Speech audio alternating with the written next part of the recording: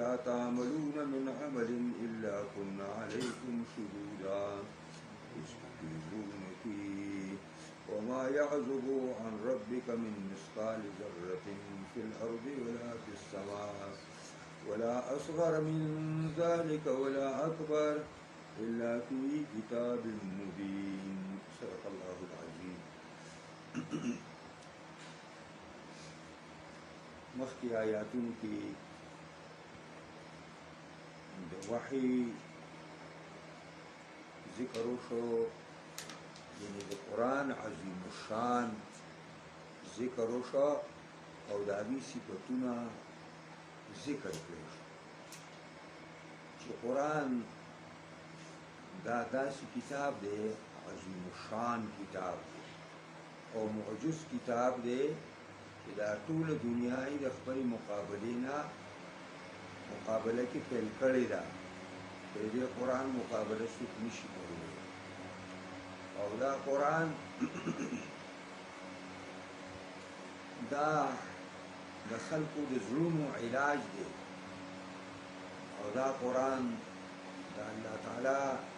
یو لوی انعام او یو لوی احسان هم دی چې دا د قرآن شان ذکر شو. نو ورپسې په دې آیاتونو کې الله دا ذکر کوي چې دا د حلال او د حرامو ذکر، چې دا حلال او حرام د چا حق دی او محلل او محرم څوک دی، نو دا په دې قرآن کې ثابت دي، دا دې قرآن ثابت کړي. نو د دې تعلق د مخکې سبق سره دا شو. اللہ رب العزت فرمائی قل وایا پیغمبرا ارائیتم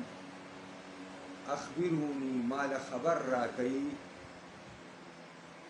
ما انزل اللہ لکم من رزق آغا چرا کوزئی اللہ پیدا کئی اللہ ستاسو دپار دروزینا فجعلتم منه حرام و حلالا پس گرزوئی دا دد روزینا چې الله دل درکړی دا بعضی حرام او بعضی حلال. قل اوایا پیغمبره الله اذن لكم، دا تاسو ته الله اډر کړی دی او حکم یې درته کړی، اجازت یې درته کړی دی چې څه حلال کوي او څه حرام کوي په ځان باندې. ام علی الله تفترون، کنه تاسو په الله باندې دروغ وایي چې دا چې کوم دی حلال دی او دا حرام دی، د ځانه چې تاسو کوم ساس کړي دي. نقول دا امر دی پیغمبر خدا تعالی وی تو وایا او په دې کې اثبات د نبوت د رسول الله صلی الله علیه وسلم دی، ځکه چې ته زما نماینده یې او ته زما رسول یې او ته زما پیغمبر یې، نو ته خلکو ته ووایه. او ارایتم معنا خپله دا ته تاسو نه ګورئ، خو د دې سره لازمه معنا دا ده او دا ارایتم متضمن دی معنا د اخبرونی. نبی علیہ السلام ته الله وی خلکو ته وایه مشرکانو ته چې ما دا خبر راکئ ما انزل الله لكم، هغه چې الله تاسو لپاره پیدا کړي دي د رزق نه. دلته ما انزل ووایو هغه چې الله نازل کړي دي تاسو لپاره د رزق نه. نو معنا دا ده چې دا رزق خدا ټولو خوراکونو ستاکونو شامل دی او غوښو ته هم شامل دی او ټولو انعاماتو ته الله له طرف نه چې څه دي هغې ته شامل دی. نو رزق څنګه الله تعالی د اسمان نه راکوز کړی دی؟ نو دا دلته ما انزله په معنا د خلقه دی. ما انزل الله هغه چې پیدا کړي دي الله ستاسو دپاره د رزق نه. او د هغې وجه دا ده چې دلته ذکر د رزق دی، مراد ترنه باران دی، یعنی الله ستاسو لپاره راکوزي د رزق نه، د اسبابو د رزق نه. سبب د رزق الله نازلوي د اسمان نه چې هغه باران دی. په دغه باران باندې چې کله وشي نو په دې ځمکه کې شینکي او فصلونه راوخیږي، ونې او بوټي راوخیږي او هغه پیداوار شروع کړي. او هغه پیداوار بعضې داسې دی چې هغه مالونه خوري او بعضې هغه دی چې انسانان یې خوري. نو یا انزله په معنا د خلقا، نو الله تعالی ستاسو هغه چې تاسو له الله پیدا کړی د رزق نه، او که نه انزله په خپله معنا شي چې د پاس نه راکوزېدل، نو بیا معنا دا ده چې تاسو نه ګورئ ما له خبر راکوئ د هغې نه چې الله راکوز کړي دي ستاسو دپاره د سبب د رزق چې هغه باران دی. نو دغه رزق الله ستاسو دپاره پیدا کړی دی او ټول حلال پیدا کړی تاسو له. نو فجعلتم منه حرام وحلالا، پس ګرځولی دي تاسو د دغه رزق نه بعضې حلال او بعضې حرام. او دا دی قرآن مجید کې ځای په ځای باندې ذکر دي چې مشرکانو د ځان نه څه شی نه حلال کړي او څه حرام کړي.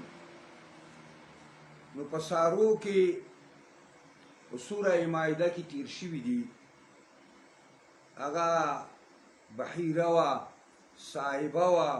وسیله وه او حامو. دا څاروي د بوتانو په نوم باندې دوی حرام کړي چې د دې غوښه به څوک نه خوري، په دې به څوک سوریږي نه، په دې به څوک بار نه کوي، او د دې پی به هم څوک نه خوري. د دې پی به د طواغیتو لپاره د بوتانو د منجورانو دپاره به وقف وي. نو دغه مالونه الله تعالی پیدا کړي دي، اوښانې پیدا کړي دي، میښې او غواګانې پیدا کړي دي، ګډې او بیزې پیدا کړي دي. دوی به بیا په هغې کې رضان حلال او حرام سازول. او دارنګې دې قرآن سوره انعام کې دا ذکر کړي چې دوی له کوم فصلونه به وشو او پیداوار به وشو او رشه به یې تیاروله، نو یو طرف ته به یې د بوتانو دپاره واړول چې دا پکې د بوتانو برخه شوه، او بل طرف ته به یې د الله هغه حصه چې کوم د فقراو مسکینانو حقو هغه به یې واچول. نو دا دواړه ټوپکي به یو ځای کې داسې ولاړ. نو دوی وویل دا د الله شو او دا چې کوم دی زمونږ د طواغیتو د بوتانو شو. نو که چېرته داسې د دې بوتانو د حصې نه به څه دانې د الله تعالی حصې ته تللې وي،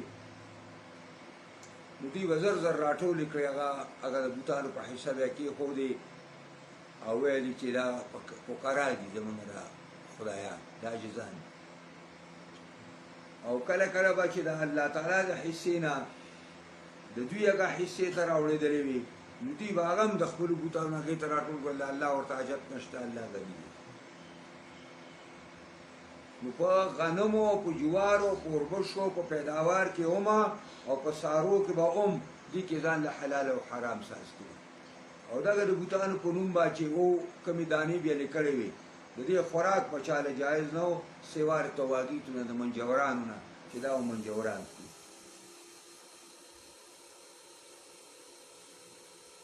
قل ته ووایه پیغمبره الله اذن لکم، آیا الله اجازت درکړې دی تاسو ته؟ تاسو ته الله اجازت درکړې دی چې تاسو دا ووایئ چې دا څاروي حلال دی او دا حرام دی، دا فصل حلال دی او دا حرام دی؟ ام علی الله تفترون، او کنه تاسو په الله دروغ تړئ چې تاسو وایئ دا الله حلال کړي دی او دا الله حرام کړي دي، او دا تاسو په الله دروغ تړئ، بلکې پیښه دا ده چې دروغ یې په الله تړلي دي. دا بل آیات د هغې وضاحت دی. وما ظن الذين يفترون على الله الكذب يوم القيامة، څه دی خیال د هغې کسانو چې سازوي په الله باندې دروغ او تړي په الله باندې دروغ، دوی څه خیال دی په ورځ د قیامت باندې چې الله رب العزت په دوی سره څه کوي؟ ان الله لذو فضل على الناس یقینا الله دې خاوند لوی مهرباني په خلقو ولكن اکثرهم لا يشكرون لیکن اکثر خلق د الله د نعمتونو قدر نه کوي او د الله د نعمتونو شکریا نه ادا کوي نو دا وما ظن الذين ظن په معنا د ګمان باندې او دلته معنا خیال دی نو ما ظن الذين سده خیال د هغه کسانو چې تړي په الله باندې درو چې دا الله حلال کړی دی او دا حرام کړی دی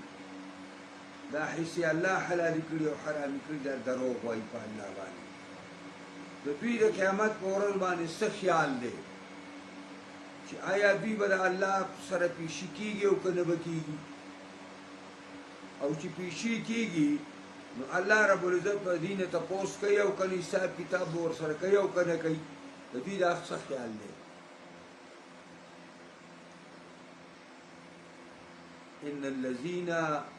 ان الله لذو فضل على الناس یقینا الله خاوند لوی مهرباني دی په خلقو باندې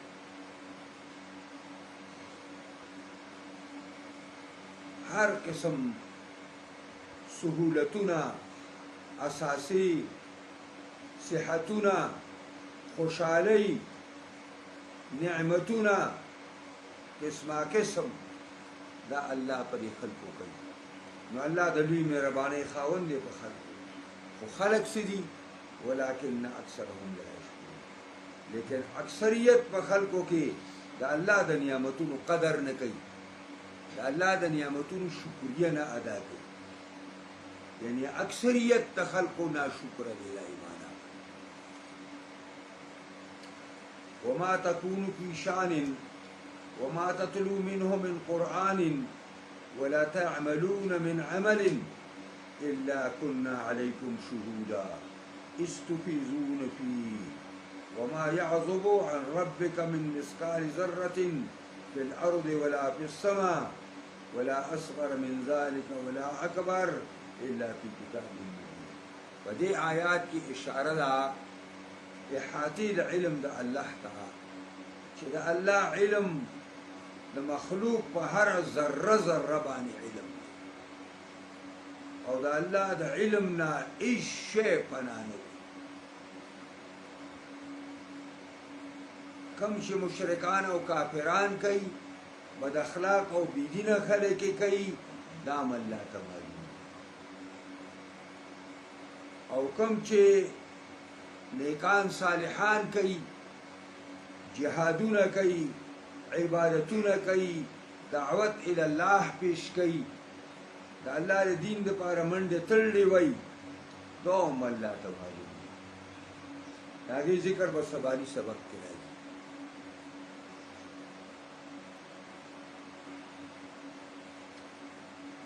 وما تكون في شأن نو موجودی تا په یو حالت کې د حالاتنا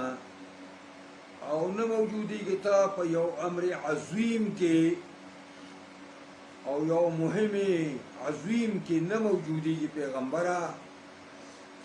او ما تتلو منه من قرآن او تنللی منه د قرآن من قرآن پسبر خبان دی ولا تعملون من عمل او اے امتا تاسو عمل نکوي س عمل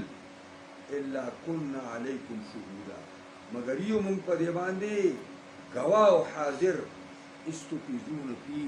کله چې تاسو په کار کې وردن کېږئ او په کار کې مشغوله کېږئ او ما يعزب عن ربک او نه پنا کېږي د پروردگار ستانه من مثقال ذره فاندازه یو ذره باندې پزمکه کې ولا په السماء نه په اسمان کې ولا اصغر من ذلك نو ولا د دې ذرینا ولا اکبر او نغټ د دې ذرینا الا فی کتاب مبین مگر د دې په علم هغه کتاب روشن کې او هغه کتاب واضح کې دا پراته نو شان په معنا د حالت باندې راځي او دا تنوین پکې لپاره تعظیم کا شان عظیمه حالت عظیمه یو کار محتم بالشان پیغمبر خدا سره الله مخاطبه کوي وما تكون في شأن نه موجودیږي پیغمبر ته په یو لوی کار کې او په یو لوی مهنت کې او ما تتلو منه او تنلولې د دې قرآن نه من قرآن سلسل ځکه چې دا قرآن ټول قرآن دی او د قرآن یو برخه قرآن دی نو تنلولې د دې قرآن نه من قرآن صحیحه د قرآن دا پیغمبر ته په یو مهم کار کې نه موجودیږي او ته دې قرآن نه دیتا تلاوت نه کوي او امت سره خبره کوي الله او امت مخاطب کوي په بل ټکی کې ولا تعملون من عمل او تاسو اے امتیانو عمل نکوي یو عمل الا كنا عليكم شهودا دا الا د ټول سره ولګي مگر یو منګه په دې باندې گواه یو منګه په دې باندې عالمان یو منګه دې ته حاضر پیغمبر چې تکم محتم بشان کارونه کې ته چې د قران کم درسونه کې او امت تاسو چې په دنیا کې سکار کوي برابر کوي لاندې کوي او تاسو نکوي د عملنا مگر چې پیغمبر ته موجودیږي یا تلاوت کوي یا دا امتیانو تاسو عمل کوي الا كنا علیکم مگر یو منګه په دا کار باندې شهودن حاضر گواه موجود استفیزون فی کله تاسو پر کار کې دن کېږي او پر کار کې ورننوځي په دا کار کې مصروف کېږي او مشغول کېږي او بیا الله فرمایي وما يعزب عن ربك نپنا کیږي د پروردگار ستانه من مثقال ذره د اندازې د ذرې نه پزماکه کې مثقال اندازې ته وایي او ذره دی وړي کې میږي ته ویل کېږي وړو کې میږي نه دې ته هم ذره وي دا نری نری واړ میګان چې صاحب بدن ګرځي ته په نه پويږي چې د وخت ته ورسېږي کې احساس زیات دی دا چل سړی او ذره دا هغه ته وایي چې پر جیمی کې پر کوټو کې په خوا سورې خلکو کې چې نور براو خو په سوري کې په کوټې تران نه وای نو هغه کې داسې ذرات الوزي تاویږي هغه ته هم ذره یعنی یو معمولی چیز زمکه کې او د زمکو په گہرایی کې او ولا په سمان اسمانونو په بلندۍ کې یو معمولی چیز نه موجودیږي لکه ذره شو ورکی میږي شو او ولا اصغر من ذلك نه د دینه چې ورکی ځکه د میږي دا میږي د ټولو نه ورکی دی خو د میږي اثر د میږي نه ورکی دی د میږي د خپل د میږي نه ولاره دیګي پرې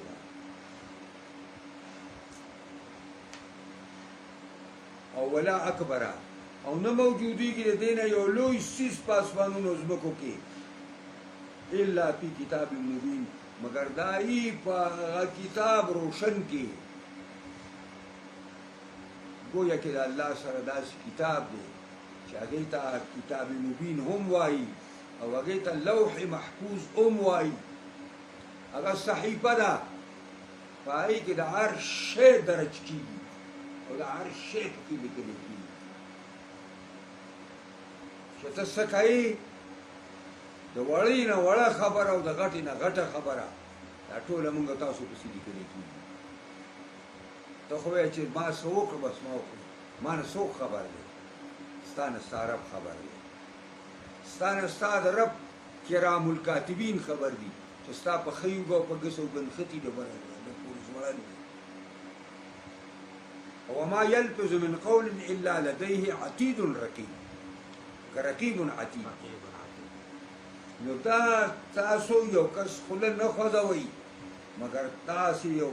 تکړه کاتب تیار او په هر څه پوهېدونکې هغه ځینې یو کړک تېری لیکي درته.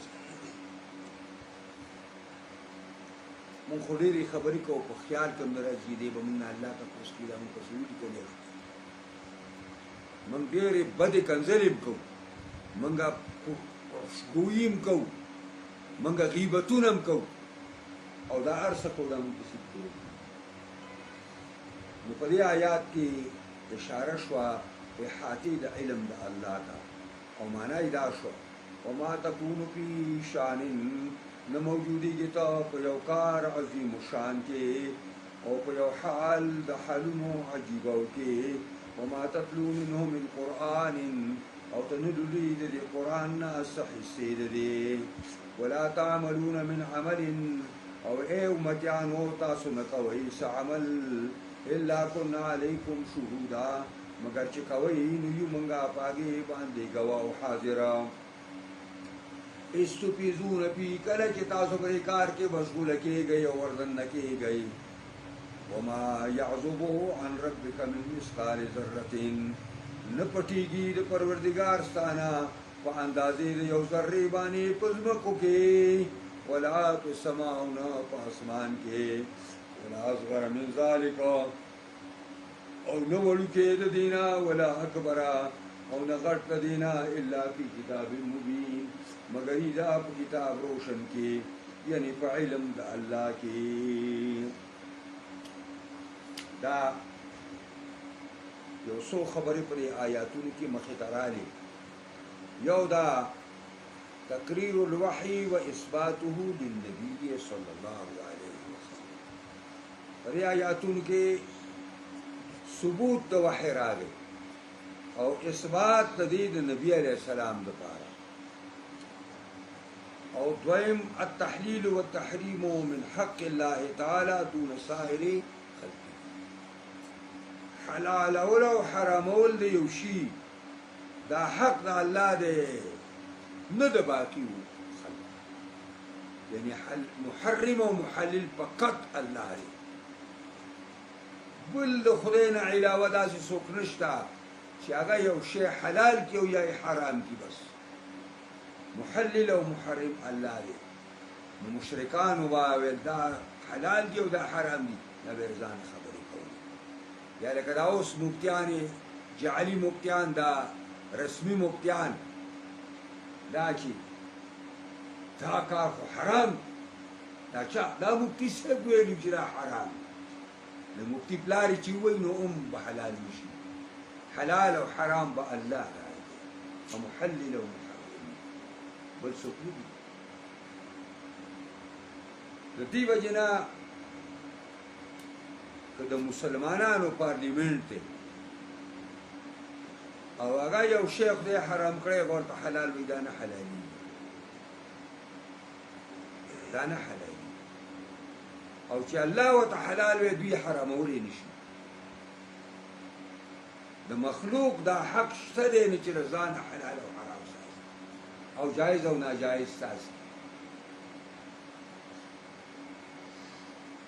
او دریم دا دی چې حرمت الکذب علی الله، فالله دروغ ویل حرام کار دی. وان صاحبه مستوجب للعذاب، او څوک چې په الله دروغ وایي هغه دپاره لازما به الله هغه له عذاب ورکوي. څلورم ما اعظم نعم الله علی العباد، هغه څه لوی لوی دي نعمتونه د الله په بندګانو. ومع هذا فهم لا یشکرون، دې نعمتونو عظماو باوجود دا بندگان د الله شکریا نه ادا کوي. الا قلیل منهم، مگر لږ غوندې په مخلوق د الله کې به داسي چې چې د الله د نعمتونو قدر وکړي او وجوب مراقبة الله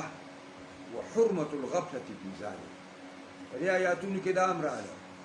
چې لازم دي د الله تعالی مراقبه، یعنی هر وخت په دې خیال ګرځېدل او کېناستل او کار کول چې ما ته الله ګوري، زه د الله په نظر کې او حرمة الغفلة في ذلك، دې کې غفلت کول حرام کار دی چې دې نه سړی غافل شي چې زه الله د نظر نه پناه یم. که زه دا کار دی وخت کې کوم نو زه د الله د نظر نه پناه یم، هېڅوک د الله د نظر نه نشي پناه کېدلی. او شپږم اثبات اللوح المحفوظ، چې لوح محفوظ دا د الله سره یو کتاب دی، دې ته کتاب مبین هم وایي، دې ته لوح محفوظ هم وایي، دې ته علم د الله هم وایي، کما صرحت به الآیات والاحادیث، لکه د قرآن په آیاتونو کې او په حدیثو د پیغمبر کې په دې کې تصریح راغلې ده. نو په دې آیاتونو کې الله رب العزت د نامنونکو خلکو د ځان حلال او حرامونکو خلکو د هغې تذکره وکړه او وی ویلې چې دا د الله د نظر نه پناه نه دي. نو دې په مقابله کې کم خلک چې نیکو کارونه کوي، د دعوت الی الله کارونه کوي، جهادونه کوي، د اقامت دین دپاره کارونه کوي، دا خلک هم د الله په نظر کې دی او هغه په راتلونکي سبق کې به راشي الا ان اولیاء الله لا خوف علیهم ولا هم يحزنون الذين آمنوا وكانوا يتقون. دا به سباله ان شاء الله عزیز راشي د الله د دوستانو بیان چې د الله دوستانو څوک دي او د هغې تذکره به الله تعالی په خپله باندې وکړي. واخر دعوانا الحمد لله. دعا یا الله موږ قرآن په اسرار لطایفو ترجمو باریکو باندې کوی دې سره سره الله موږ له قرآن د قانون مکمل عمل کولو توفیق، قرآني نظام د شریعت نظام په تمام جهان خاص کر پاکستان کې راوړي.